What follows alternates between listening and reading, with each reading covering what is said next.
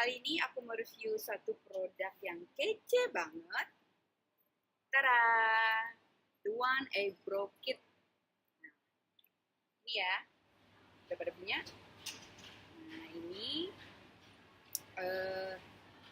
cara bikin alis yang natural. Ya, jadi ini bentuknya seperti ini. Ada 3 aplikasinya dengan menggunakan kuas.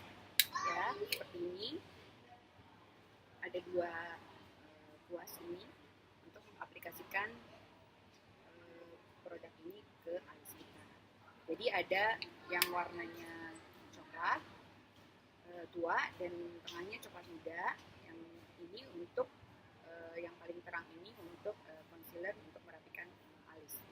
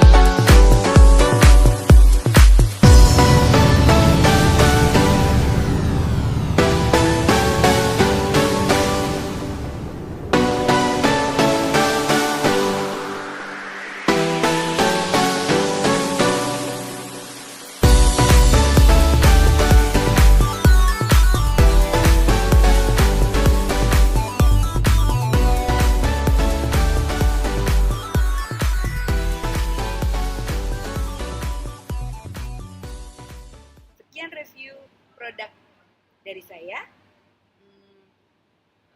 Lo kudu punya.